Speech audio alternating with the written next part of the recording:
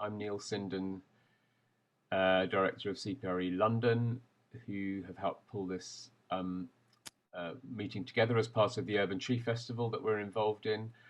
And we've, as you probably gathered, we've set this up as a Zoom meeting, which means that you can choose to show your face and be heard if you so wish. And we are recording the session, so bear that in mind if you don't want to be seen or heard. But I'm keen to encourage as many of you as possible to engage fully in this discussion. So we've got about we've allowed about an hour for this. We don't need to use the full hour, but we've got a couple of good speakers for you to listen into. Will Sandy, who's going to be giving the main presentation, will introduce himself in a moment, but Will's been a key member of the Great Eastern Parks Route initiative, and we have Des Garahan, who you may know is an avid rambler who organises lots of walks around different parts of London. Really interesting walks. I do recommend going on them if you haven't already. And Des will be talking to us a bit about how the Great Eastern Parks Route fits into a wider campaign initiative that the Ramblers in London, with the support of organisations like CPRE London and others, have been pushing in order to extend the walking network, the strategic walking network across London. We also have Jeff Julian here, who some of you may know is, I think, chair of the East London Garden Society, one of the originators of the Great Eastern Parks Route concept.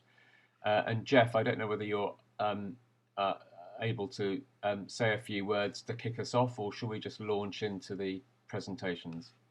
No, can you hear me fully now? Yeah, do speak up a bit because you're a bit faint. Okay, fine. No, the concept idea was that we were going to have the largest forest garden, arguably in Europe, in Shoreditch, but then somebody said turn left is a much longer and better route. We can travel 5 miles through nature from Hackney to Newham. This is the whole idea of what we're trying to achieve here, to better the environment in as many ways as possible. I think that's quite succinct, and this is basically what we're arguing to achieve. Thanks, Jeff. So without any further ado, I'm going to hand over to Will Sandy, who's going to introduce the concept in a bit more detail. Will, over to you. Thanks very much. Let me just share screen and give me a thumbs up when you see it. Are we there? Yeah, got you. Great. So yeah, I'm Will Sandy. I've been working with Jeff and the team at the East London Garden Society for about 6 months. I'm a landscape architect working as an associate with McGregor Coxall, which is an international landscape practice with UK offices in London and Bristol. And I've had experience of sort of co-founding the Edible Bus Stop and various other number of grassroots green initiatives, and this sort of really floated my boat. And so we've done a little bit of work just to kind of set the scene, give a very high level overview and introduction to the project building and what Jeff just said. So the project envisions reusing the historic rail viaducts and sidings to create a new green spine through East London, linking up a lot of existing green routes and continue from Shoreditch to Mile End and beyond. It's a grassroots green initiative akin to the Coal Line in Peckham, to the Low Line in Bankside, and more recently the High Line in Camden. I guess the idea was catalysed by the 10-acre development site near to Shoreditch High Street, the Bishopsgate Goodsyard development, where Jeff and the guys have successfully been given the site or awarded this project as approved as the largest forest garden in Europe. And this really sort of sets the scene, and kind of a place to grow and sort of start growing the route down the sidings towards Mile End.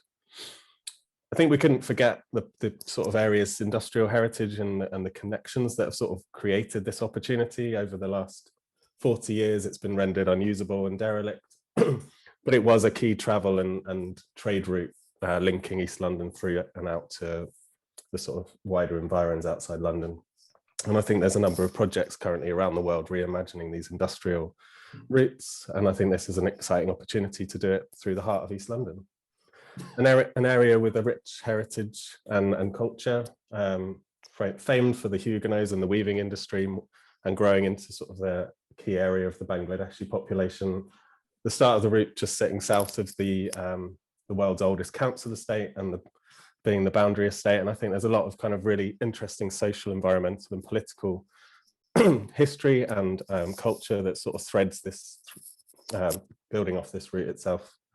As we know, that East End is a vibrant part of the community with Oxford House, a number of other key new areas like the nomadic community gardens, the approach gardens, a number of city farms, Tower Hamlets Cemetery just to the south. And I think what this does is really start to frame them up and connect them, joining the dots between existing, new and potential green spaces along the route. If we set the scene, this is the kind of key area, or what we've called the missing link, just over a kilometre linking the Goodsyard development site at Shoreditch High Street, following the route out east to Meath Gardens and on to Mile End. And then obviously you can join the Regent's Canal, you can head through towards the Olympic Park and out along the various greenways into the east of London. It is quite a green area, and I think there's a lot of interesting spaces, some known, some unknown. And I think what this route can do is start to really create a green spine through East London and join the dots between some of these spaces, giving them a voice or a presence in perhaps sort of unknown neighbourhoods and promoting those further for the more well-established spaces. The existing site conditions, kind of quite obviously industrial, a lot of light industry and the arches, slowly changing as the area is kind of being developed or gentrified, as some might say. And there's a lot of interesting cut-throughs, and the walk is usable at the moment. And I think that's something we want to explore as part of what is an ambitious project, but I think there's some really interesting ways to kind of implement the project at smaller scale, using trees as a kind of natural wayfinding and create some markers and signage to really get the space used, prove concept, and then start to look for funding and build on those relationships that Jeff and the team have grown to date. Some existing sort of context and character of the areas.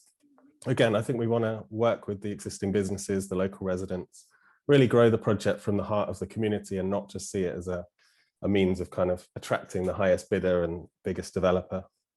And so we've just looked at a kind of really high level site strategy for the areas, looking at what's existing in the area, what we can grow, and what can inform the design. And I think that's where we want to get to at this point. It's starting to bring in different stakeholders, different community groups, building on the organizations that exist in the area, starting with the Forest Garden, a really interesting piece of work that Jeff and the team have managed to push forward with the developers and create this kind of new forest garden for East London, working on building on the principles of permaculture, but also creating an area for education. And in essence, with all these projects, just reducing the impact of the environmental stresses that are associated with living in the city, and ultimately connect people with nature. Look, going forward, I think edibles are a key part. Spitalfield City Farm is a very active presence in the neighbourhood.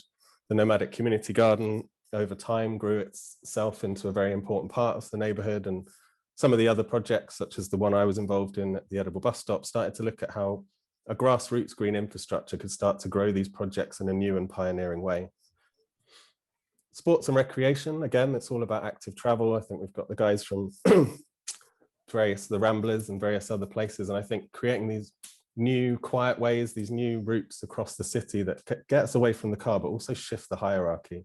And then looking at some of the interesting existing organizations such as the Repton Boxing Club and seeing how we might bring those out into the streets and start to engage those and celebrate those historic and long-standing members of the community. And building on ideas that the Coal Line have started to adopt and the Camden High Line as they start to bring their ideas forward.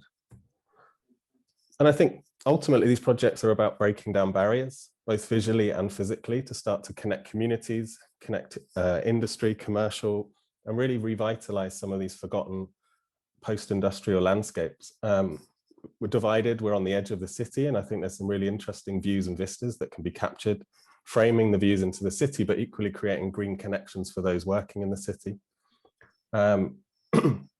And ultimately, this has got to be underpinned by biodiversity, creating and enhancing biodiversity in those nature corridors, connecting existing pockets of nature along the line, and adapting and evolving with the community. We couldn't really look at East London without embracing the area's international arts and culture scene. It's a really interesting way, and some of the work that we've done over the years is about looking at how you engage a wider audience, and that could be fashion, music, arts, culture, and that helps engender a sense of agency and pride over this new linear green walk. And then the heritage and history, I've talked about it at the beginning, but I think it's about communicating and commemorating some of the area's history and how the area grew over time through the different cultures and immigrants that came to the area. But it also helps to safeguard some of those social stories and narratives for the future, maintaining that presence in the neighborhood. And something we've always said is, if you have a healthy place, you have healthy people and therefore a healthy economy. And the route can work with the existing businesses. That's one thing we'd like to explore, but also start to catalyze and incubate new businesses that have perhaps a social leaning or more environmental agenda. And so we've just created a very high level site concept. And as I said, this is quite a visionary piece of work. And I think there's some number of different ways. And I think Des might draw on some of those, how that might fit in with the bigger picture for London, but also start to incrementally change through small adjustments to get that route working now, so we can then look to raise funds and get the buy-in from other people who can make this happen. So this is a kind of high level view, very schematic, looking at the different kind of character areas for the site, and how those activations relate to the immediate environment that they sit. And so we've looked obviously at the Forest Garden to the west of the route, sports and play, building on some of the existing activities and the Repton Boxing Club, arts and culture, looking at how it might tie into different gallery spaces and studio spaces, providing maybe an external kind of output for those, building on the heritage, exploring ways to integrate it with the city farms along the route, and looking at how we might embody commercial activity within the arches or other areas along the route. And so these are just some of the focus areas we've considered, building on those ideas. And as I said, it's quite a high level approach, but I think it's just for us to get the project out to you all, see what you think, and we can start to work together to make it happen. Yeah, and that's about as far as we've got. Thanks very much. I don't know if I've missed anything there, Jeff. No, one of the main things that we're trying to achieve there is a whole nature experience of a 5-mile-long walk through 3 London boroughs. As you say, Will, enhancing the whole history, embellishing the whole area, and trying to bring a nature to an area which is present, lacking a great deal of nature. You know, we have rivers, we have the canals, we have the Olympic Park, we have the Eastern Dock basin, which is about to be regenerated. We have the Shoreditch Forest Garden, which is about to be created. This whole area that we're looking at now, which we're assuming is going to be a great thing for people to enjoy, and for their own selves to be able to, well, just be a playground for the people of East London, and obviously be iconic if it's in London for the world. So this is what I have to say. Thanks, Tim. Okay. Thanks, Jeff. That's been very helpful, and thanks, Will, for a really interesting overview of the vision and and some of the practicalities. Before inviting questions, I'm going to ask now Des to step in and perhaps put the Great Eastern Parks route into a slightly broader context, and then we can come back to asking questions about the Parks route and the wider agenda later on. I'm just checking with people. I'm assuming that you can all unmute yourselves and show your videos if you so wish.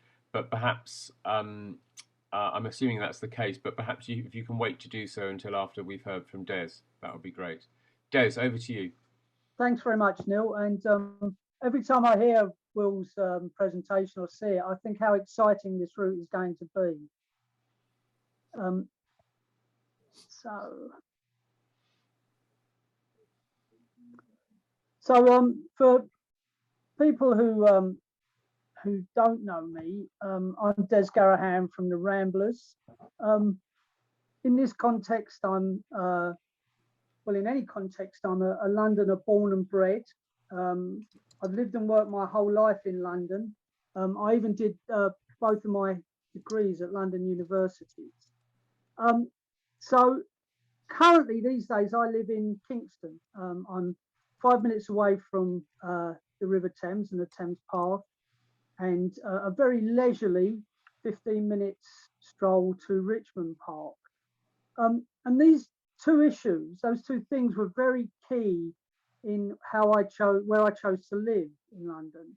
And so I've always been a great believer in trying to establish contact with every Londoner within 10 minutes of green and blue space. And 18 months ago, if you'd have asked me, I'd have definitely said that I valued my access to nature via the blue and green space so very highly. But boy, I suppose like a lot of you people, I didn't know how much I valued it. And I am so grateful following the pandemic and COVID that I have lived in a place where I can easily get to nature and green space. It has been an absolute lifesaver for me.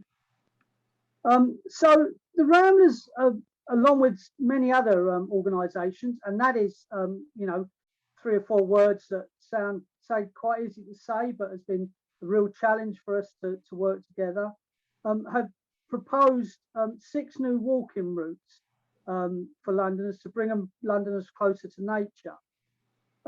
And one of those walking routes is the Great Eastern Parks route. And the whole concept behind this pre-COVID, because this project kicked off years ago in many ways around this, was to link Londoners to green space. And I don't know how many of you know all of London in any sort of way, but green space and blue space are not equally spread amongst Londoners. And in fact, probably the sorry truth is that the places that have the most Londoners and need it most have it least. And quite simply put, that is that the northeast of London suffers from a lack of viable green space, but probably even more so, lack of viable routes to get people from one green space to another. Again, the big drive behind this is to have people to have access within everybody in London to have access to green space within 10 minutes of where they live. So the Great Eastern Parks route. So I've been lucky enough to walk it on the ground with Jeff, and I've been subsequently taken 2 or 3 other people along the line, and I've written for South East Rambler, which is an internal publication for the Ramblers about this proposed route. And it absolutely hits all the buttons that we would do if we were trying to devise a new route in London. But what it does is it acts as a green corridor, and the emphasis is on green, although right here, right now, some parts of it are not as green as we hope that they're going to be. But it acts as a green corridor to get people out of the city. And if you stand on Liverpool Street Station steps and look over to your left, you'll see where the Great Eastern Parks route will start. So you are standing in the City of London, looking out towards a place that will give you access eventually to, as Jeff said, places like the Victoria Park, the Great Olympic Park, the canal system, all of those places that will then give you access to other places in a network of routes that go out in that sort of fashion. Or in, because people always talk about people going out of London, but it's not always that case. I mean, you know, people who live in Barking, once this route is established, will be able to walk pretty much on a green corridor all the way through to the city, and that will use some of the proposed Great Eastern Parks route. It's when you actually walk it yourself, or with, as I say, originally I did it with Jeff. unless you live in the area, I guess you're not aware of the amount of parks that exist there. So there is already a fair amount of green space. It's perhaps some of it's not as high quality as we'd like to see, but it already exists. But you are very struck by the culture, the difference between that and the City of London. So I sort of first became aware of that area because a friend of mine does a walk where she talks about the permaculture of tall buildings. And we used to stop at the Richard Rogers building that's just been built on the edge of Hackney in Shoreditch. And we used to look over how flat it was to the east then. And the moment I heard about this, I then started to say to her, can we take the walk a bit further and talk about how we can change things or how we'd like to change things at ground level and in that High Line way as well, on the railway tracks that do it. And then talking about culture, I don't know if it's exactly the culture that people might be looking for in this instance, but I also used to do a walk, lead a walk that traces the line of the first Zeppelin raid in London, and it flies over. Well, it flew over Bishopsgate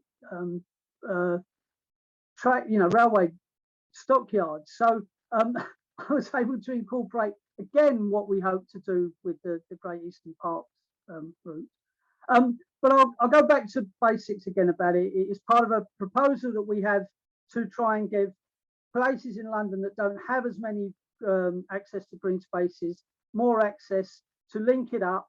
And one of the ways that we will make this, people getting access to nature is to utilise urban trees and tree planting and things like that. So not only the Great Eastern Parks and the great vision that Will outlined, many of these other routes that you can see on your screen will also have urban tree planting that will go alongside them, hopefully in the future as well. I think that's probably all I have to say about it. Hopefully that is of help to people. Thanks, Des. That's really useful to put it into the broader context. We've got a fair bit of time now for sort of questions and discussion. I know some people have been putting raising some questions in the chat, which is fine. Will, I don't know whether you want to respond to the comment from Chris Cunningham in the chat. And if anyone else wants to chip in, please raise your hand on your screen, and I can unmute you and invite you to ask a question or to make an observation. Will.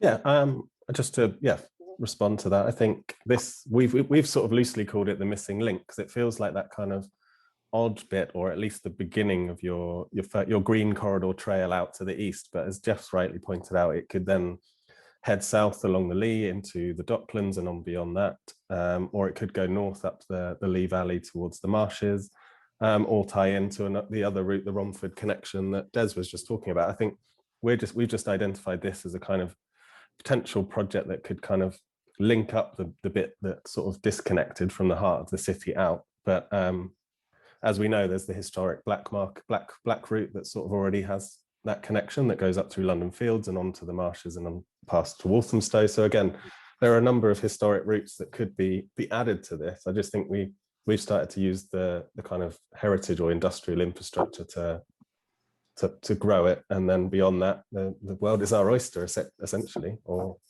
and I think I might be right in saying that, and Jeff will maybe comment on this, is that this was inspired really by the wonderful heritage asset that is the Goodsyard itself, and the protected rail, and the huge amount of greenery that's already on that viaduct, which we hope a lot of which will be protected or at least enhanced and developed as part of the new development when it eventually happens. But Jeff, you've been engaging more with the developers and Tower Hamlets Council on those issues, haven't you? Basically, the idea was we never knew this route existed. Really, we knew it was there, but we didn't look at it to inspire us. We're just dealing with the Shoreditch Forest Garden, which was in Bishopsgate, which is arguably the largest forest garden in London. It's only after we fulfilled the criteria of being able to create that that with the developers, that we look further forward to the east, looking at the Great Eastern Park route. And as we all say, you know, as much as we all love nature, we can always work with it and be with it just by walking with it and enjoying it as we go ahead with Des's walking theories. But the idea, the concept started from somewhere. And it started from the Shoreditch Forest Garden, and people said, we can do a lot more than this, we can do a lot better than this. We can talk to other people, become involved with what they want as well. Yeah, that's great. Chris, or if anyone else has any sort of follow-up questions on that particular issue in terms of the connections, yeah, Chris, fire away. Thanks very much. And you know, sort of great to know that there is that interconnectivity, you know, both already and planned. And I suppose, you know, in any case, it's natural, you know, that of course, if you're walking along one route and you come across another, you can walk that one. That's what just prompts my follow-up question. I mean, will having this route, will it sort of afford extra protections, extra, you know, anything like that, and can they then be expanded to the, you know, to the other routes we're talking about? Well, I think a good question, because I mean, if I can come in first, I think two levels that question can be answered on. One is, I think what we're trying to do and what we've been trying to do with the Ramblers and the green walking routes is to persuade you know, the new mayor of London, the TfL, Transport for London, and those responsible for the walking network and promoting and developing the walking network in London, that there is a real case for investing in the expansion of what you might call the Walk London network. So if you go on the Walk London website on TfL, you've got the classic, I mean, Des knows more than I do, but you've got the classic 6 routes, whatever they are, 6 or 7 routes, the London Loop, Capital Ring,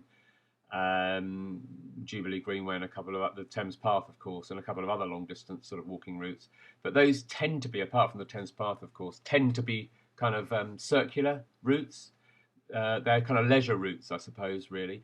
And what we're trying to do is to persuade, you know, the new team at the not so new team at City Hall that there is a case for investing in and expanding the Walk London network by creating these new radial routes, essentially, out from the centre to the periphery of London, and to see them not just as leisure routes, but to see them as actual sort of you know, routes for walking for with a purpose, if you like, you know, walking to work, walking to the shops or whatever. So that's one level. But in terms of your, you know, and I would say that if we could persuade those policymakers and decision makers of that case, then clearly I think it would lead to a level of protection of these routes, safeguarding of these routes, and the embodiment of these routes in planning, local plans and planning decisions, which would you know, assist in the delivery of them over a long period of time. You know, I don't think anyone's pretending that we can achieve this within the space of the next 2 or 3 years, but maybe looking ahead over 10 years, you know, we can make some really good progress in this direction.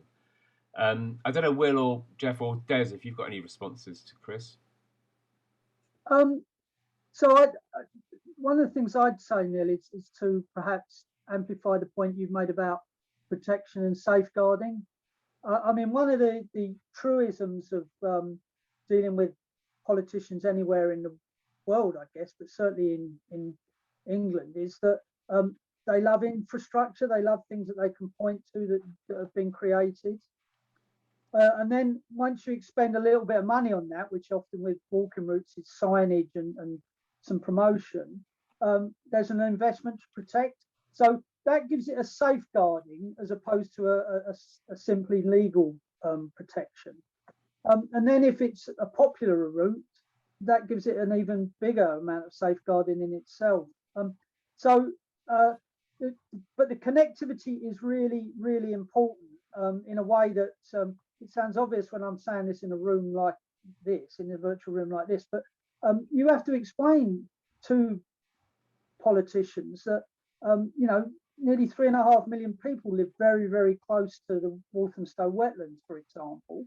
So therefore, you want routes that go near those people to encourage them to walk, because it is it is often a question of just giving them the facilities to do it. So, you know, and the more that these things connect, the more it makes it interdependent in that way, which is wonderful. And now, I mean, I suspect we'll all be scanning the horizon to see what post-COVID London's going to look like. But Will mentioned in his presentation about new local businesses.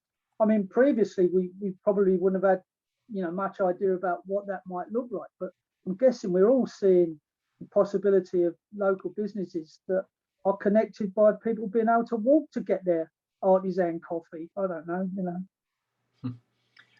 Thanks, Des. Jeff, do you want to come in? Just a quick one.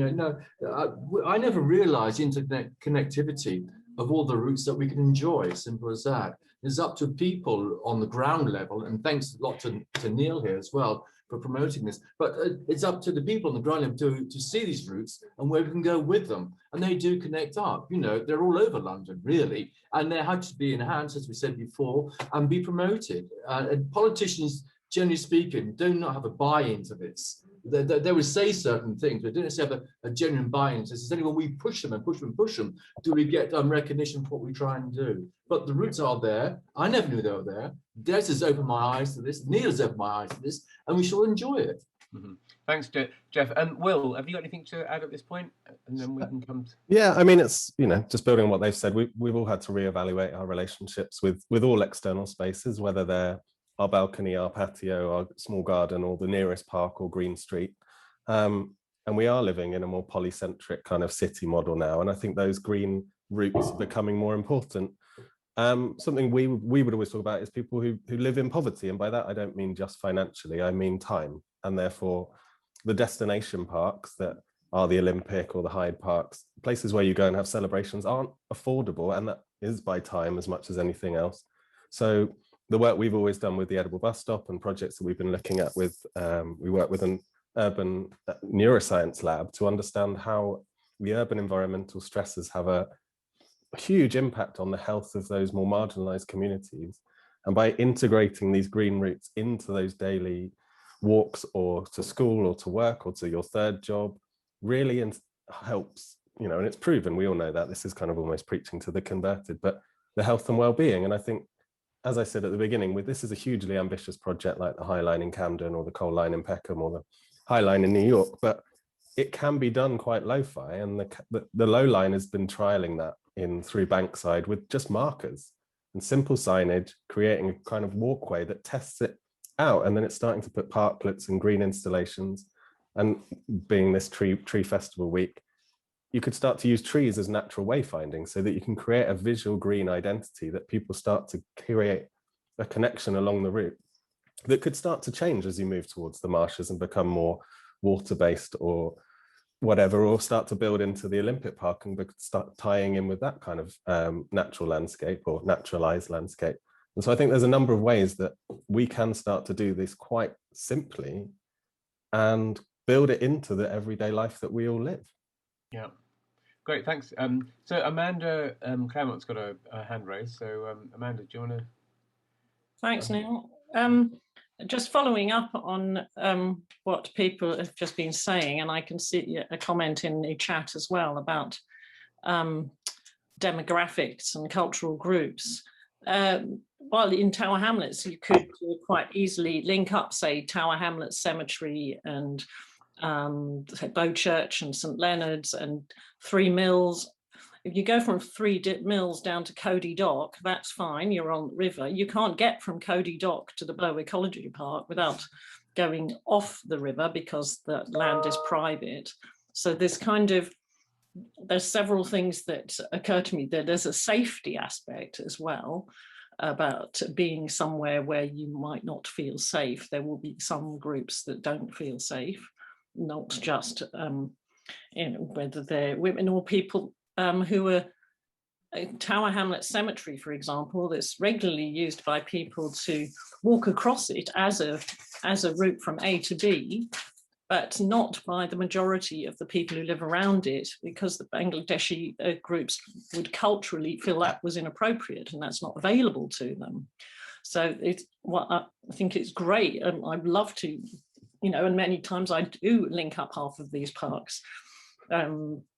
on foot, and I just walked back from Walthamstow through Leighton to home in Stratford, going as far as I could via green spaces. It's getting everybody involved, and so that's, and how are we going, or how are you rather, to do that linking up, and to get those people involved who might want to be users of those spaces. They might not be able to feel that they can contribute to design of it, but they might want to be there. Can't hear you, Neil. Yeah, so it's a very good point, and thanks for that, Amanda. And I think, I mean, Des may want to come in terms of the mapping out of the other green walking routes that have been identified by the Ramblers and others. But one of the things I wanted to do was to do a kind of proper socioeconomic survey of these routes, so that we can understand better the communities through which they will pass and what the needs of those communities are. Knowing a bit about the GPR route and the communities along it, I mean, it does go through some relatively deprived communities and some pretty run-down areas, which I would say at the moment are pretty unsafe as they are. And so this scheme does present an opportunity to improve a sense of security and safety, as well as promote, sort of healthier lifestyles as well. So I think it's an important point, but I think it's one that needs to be addressed alongside the more kind of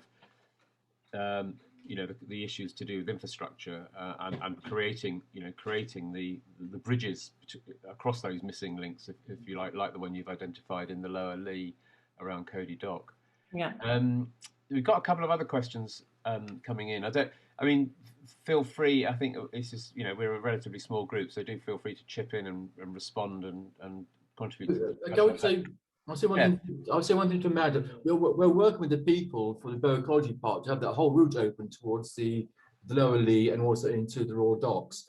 We are assured this is going to happen, but insurance is not that it's happened now. But as much as we are a group together, we work on all these measures to try and get this Great Eastern Park route into operation. And after all, the linkage, nobody ever heard of Penang Way about 100 years ago, most probably. And also the march from Santiago to the cathedral on the pilgrimage walk into the Santiago in Portugal. Once we're established, yeah, I know. Oh, you have that. Yeah, so once we're established, so once we're established, we can create our own momentum, I think. Okay, sure.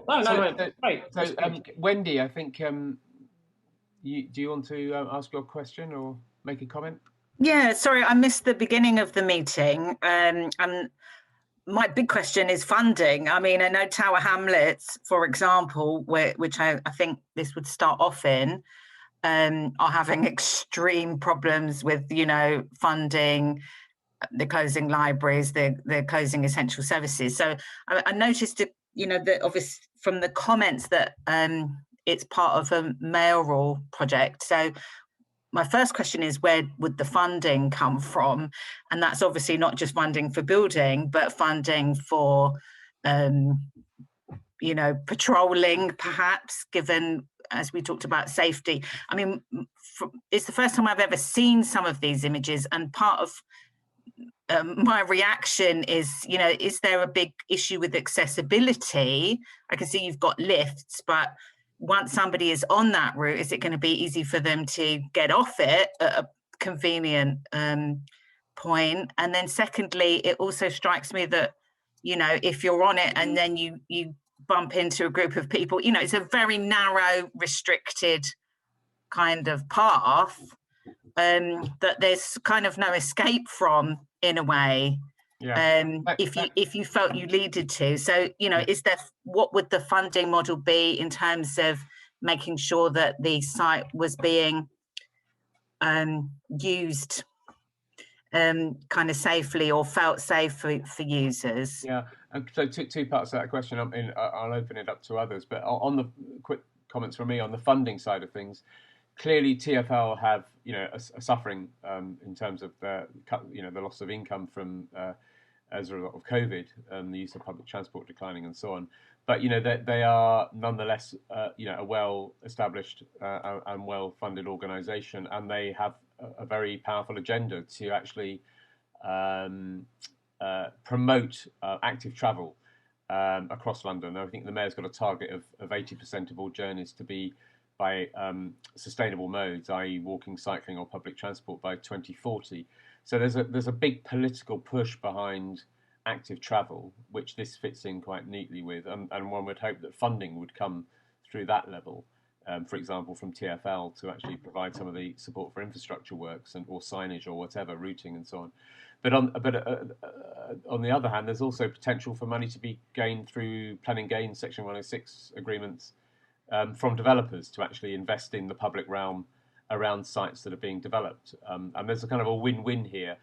I mean, this is what's happening around the Bishopsgate Goodsyard development. I mean, that's why the Shoreditch Forest Garden is on the table, because the developers have have a commitment now through we hope secured through a legal planning agreement to deliver the forest garden. And there's a lot of development happening or in the pipeline along the route, actually, which can be tapped into in terms of planning gain, the uplift in development values that often will result from planning permission, and indeed the enhancement of the public realm around these areas, which developers, the private sector, will have their own interest in securing improvements to environmental quality in order to increase the value of their assets. So that's on the funding side of things. But I wonder whether Will, Jeff, or Des have any additions to that, or any comments on the accessibility question. Yeah, sure. Yeah. Wendy, you'll be able to go up and down as much as you want to, really. But we're talking about now about the missing link, is what we call a missing link, which is from the second railway viaduct to Meath Gardens. That is not a long route itself, but there will be ways up and down there. We've not yet gone into design process that. We're about to go into design process of that. And also we are talking to some private people who want to put some money into it already, but we're on very early stages of that. Once more, we can come together. If we all work together to make this work, it will work. And if you get, and the more we sort of shout across the parapets, the more people will listen. Simple as that. Yeah, can I just say, I think it's an amazing project. I don't want to be negative. I just want to make sure, it's just adding kind of like the drawings look beautiful. I'm just trying to, put it in a context of Bethnal Green, Bethnal Green Road, which I know very, very well. Okay, thanks, Wendy. Des and Will, anything to add? And then we'll come to Thomas, who's got his hand raised. Yeah, I mean, I'll quickly pick up my perspective on Wendy's accessibility issues or challenges, if you like. Yeah, I'm hoping we're not suggesting that there aren't any, because I suspect that I'm going to spend a lot of my time in the next few years talking about safety and accessibility on all of the routes that we've proposed on that basis. There are some things that you can keep hammering home. It doesn't mean that to say that they'll happen, and sometimes money is a concern on that. So good signage certainly makes people feel safer. I mean, and I'm choosing my words very carefully. I don't know that it actually makes you any safer, but good signage certainly makes you feel safer.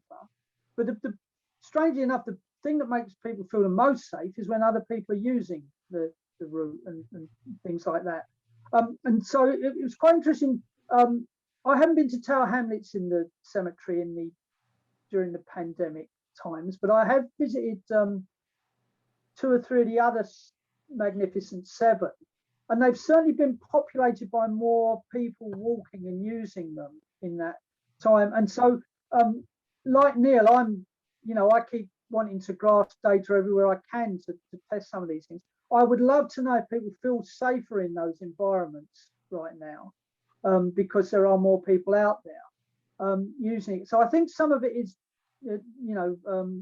overcomable in a way. We can certainly do quite a lot more for it. Accessibility is a real big issue, though, and in lots of ways.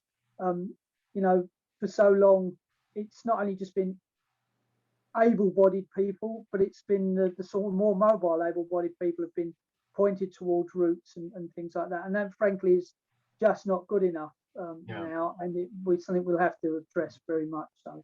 I think so. And we've already had some interesting discussions as part of the kind of steering group for this project, haven't we, in terms of the the wheelers versus the walkers, which Yeah. is not a very helpful juxtaposition. But anyway, yeah, as you say, this will be an ongoing issue. Will, did you want to come in? And then... Yeah, I mean, I completely acknowledge everything that Wendy has said and a number of the other comments that, you know, this is a huge project and there's a huge amount of work that needs to come forward to, you know, to do viability, to do feasibility. There's working with the more risk averse stakeholders such as Network Rail, who ultimately all they want to do is keep the trains moving. So us playing around on the sidings or whatever is going to be a huge amount of work to reassure them. However, and you know, again, there's no golden ticket, but if we work with the arch company, they're going to see the advantage of this area coming up because of all of their property that they now undertake throughout the arches, working with existing tenants.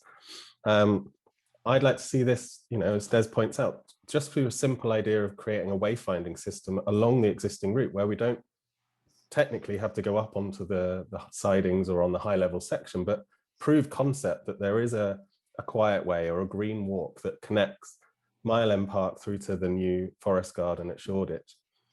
Testing out with small parklets, different movable objects, creating a sense of buy-in and working with the community to really understand what they want. And I totally agree that there's this kind of associated kind of lived experience. Those different communities all associate spaces with different sense of security.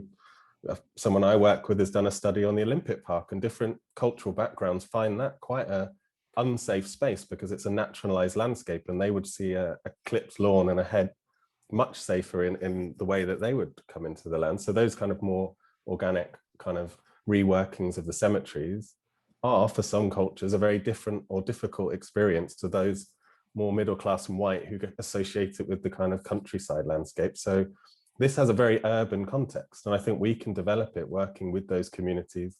I see Thomas from Trees for Cities is on here as well. So there's a number of different organizations who have a wealth of experience of working in those more marginalized communities to understand what they want. And I think this is a new model of regeneration I would put forward. The coal line being another similar project where it is being driven by the ground up, by volunteers, to challenge the way things are regenerated, demand things from the private developers, as Jeff and his team have done with the Goodsyard, to enable that community park to come to life, because with public money it wouldn't. So therefore we've got to kind of strike a balance where there is a level of ownership, but we're starting to grey that. And if the community can start to guide it by proving that it works, we can then start to gain the funds that want to come online. But this might be 10 years on. Yeah, thanks, Will. And actually, I was going to give Thomas a chance to chip in here because he put some interesting comments on the chat about work you're doing in Barking with Sustrands. Yeah. So thanks for giving the opportunity to speak to you guys. I mean, I'm sorry I missed the beginning of the talk. I'm just about to go on holiday and I'm in the middle of sorting work out. Classic. But yeah, I've been working across East London now for probably 20 years in various guises, from private developers, worked at the Groundwork Trust when it was originally the East London office in Lower Clapton Road, and we did great stuff there. I mean, really great success with Leaside regeneration and the View Tube and what happened on the Greenway and Adams and Sutherland to a certain extent. And I think, you know, all of those projects, they were far more successful than anything I ever did with private developers. Like I, not so long ago, worked with Hill Construction on the Fish Island Village development as the contractor side landscape architect, and was really disappointed in, I mean, hopefully there's no one here from Hill Construction, but we started out with the greatest of intent and good conversations with Adams and Sutherland about taking, expanding that bridge that goes from Hackney Wick south over the canal into that new square. And well, I think COVID probably puts a bit of a kibosh on that. That has full proposals there to create a green link from that courtyard through to Hackney Wick Station. And it's those kind of things that always are very good, but it is all about the funding, and it's it's making those contractors live up to the sills and make those payments, and actually sort of follow through with the commitments that they make in their planning, and not sort of just give lip service to good engagement with the community and not follow through. And I think my personal experience has always been much more productive working with Will as a volunteer on the Edible Bus Stop programme when I lived in West Norwood, or I still sort of work as a volunteer with the Urban Orchard Project. These things, it's about the goodwill always wins through, where the money just, with money, it's always just such a dead stop. And that's with what we've done with Sustrans at Barking. So I've gone a long way around, but the Ripple Greenway, we've created a nice 3-kilometre route, walking and cycling route, which borrows money through, I think there is still funding from the Thames Barking Riverside developments, match funded partially by Barking Council, but very low. And then a good amount of funding from Sustrans, a bit from the JLA. Once you sort of get the goodwill and a good proposal, then people seem to get on board. Whenever I've sort of looked at a site that is just a complete, if you've got a good idea and you've got some really horrible sites that just look terrible, like a Goodsyard is a really great place to start. It's just, if you can find the worst parts of what you want to work on and show influencers, then the money always starts to sort of roll. But it's good enthusiasm from people like Will, who I take my hat off to, because I never have the energy to sort of keep these things going. Working as a professional, you know, if I remember that something's happening on Saturday, that's kind of a step forward. let alone turning up and doing it. Thanks, Tom. That's very, very interesting and positive insights on the whole thing there. I don't know, Wendy, whether your raised hand is an old hand, or whether you want to ask another question. I can unraise it now. Mine is a new hand. It's a new hand. It's a new hand. New hand. It's the other hand. So my first question is about play. I've got 2 kids. I can imagine them being quite kind of enthusiastic for a short bit of a walk, but then getting a little bit bored. If there's, are play opportunities, or is play being factored into this? Or is it purely walking? Because walking is good for some groups, but if you want to get children there, you've really got to think about play opportunities, I think, and that could be really broad. It could be just seats that like they have on the South Bank that are slides or something like that. But I think play is a really important thing. Yeah, thanks, Wendy. Do you want to comment on that, Will? Again, I mean, we can incorporate play in these walking routes. It could either be natural play, but also what this route is doing is connecting existing play spaces. So it could be that you're going from your home along the green route to an existing playground that you would have historically had to walk down Hackney Road or Bethnal Green Road. And this is now opening it up to make it a more pleasurable and safer environment, so that your kids can cycle or run or play ball along the route, rather than being kind of tied to you on the pavement as you migrate through to the existing playgrounds. And I think this can all come online as we start to really develop it up, and I think it can be locally responsive to those communities as well. That's the beauty of it being over 1 kilometre long, is that it can change and evolve or become more natural as it moves out of the city, or even be the opposite way around. So there's a lot of scope within this site to do a lot of things, and that is a high level and low level. So it almost is a multi-leveled site, and through the arches as well. So there could be some covered play for those rainy days, or skate parks, or various other things that create those active opportunities. There really isn't anything that couldn't be done. It's just budgets and what people want, really, at different points. Yeah. Thanks for that, Will. I'm conscious of time. We've got just over 5 minutes before the session's due to end. It's been a good discussion so far, with some interesting issues raised that we can, I'm sure, embrace as we work together on carrying forward this initiative, both at the level of the Great Eastern Parks Group, but also at the wider London Greenways level. Before we wind up, are there any other kind of burning comments or questions that people want to throw in? That people that haven't already spoken, I suppose, if you're still there listening in. While you're pondering, I'm just going to paste in some more information about other events happening during the rest of the Urban Tree Festival this week and over the weekend, if you're interested in joining some of the future webinar sessions we've got going, or any of the other exciting events. Can you just say one thing, Neil? Can I just say one thing? No, Jeff, if anybody here wants to be involved with the Great Eastern Parks route, just let us know, and you can be involved. As Will said, you know, there are lots of play adventures along the route already, with whatever park you want to go to. But if you want to join in, by all means do so. Jeff, can you put a contact address in the chat? Thanks, that's what I was going to ask. Thanks, Amanda. Anything else from anyone? Tim, Danny, Bruce, or Emmanuel, or Richard, Furry Richard, if you're listening in. If you've got any comments or questions, please shout out.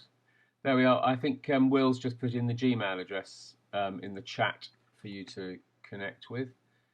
I don't know whether any of the speakers want to say a few words by way of wrapping up in terms of next steps. I mean, maybe starting with you, Des. Do you want to? Do you have any final thoughts? Just that again, everybody's input's been very, very, very helpful. I haven't got any walks planned along the route scheduled currently, but if people want to get in touch or just watch me on Twitter, I'll announce some walks. And probably what I'll do is I'll probably let Jeff and Will know so that they can also propagate them. But I suspect I will be doing at least one during the next couple of months, I'd have thought. Thanks a lot. Jeff or Will, do you want to come in? I'd say one thing. Tower Hamlets now, because what we're doing, I have an open spaces strategy. They're coming online with us, basically. Whereas Newham and Hackney are with us, the Hamlets now are coming fully online with us. Okay. And Will?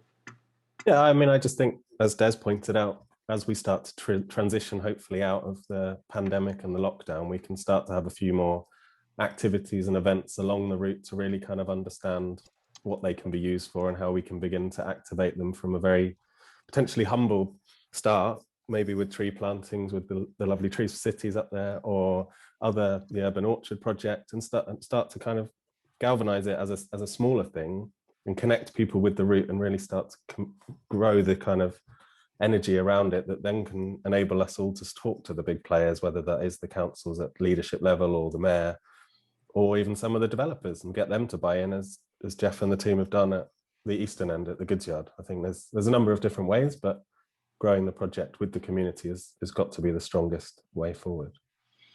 Great, thanks a lot. And from me, by way of concluding sort of comments, I've just pasted in the chat bar a link to an event that we're hosting on Thursday evening as part of CPRE London's formal AGM. We have a discussion on grey to green, repurposing London streets, which is obviously relevant to this topic. Will and various other people are going to be speaking at that webinar, so do come along if you're interested. You don't have to be a member of CPRE London, but it's great if you are or decide to join.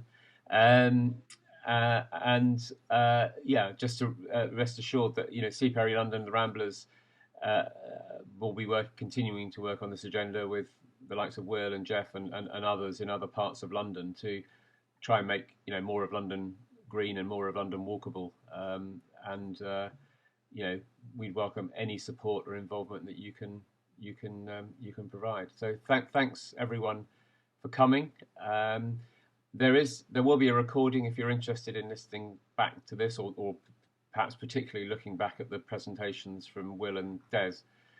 There'll be a recording on the Urban Tree Festival YouTube channel in due course. So do check that out as well.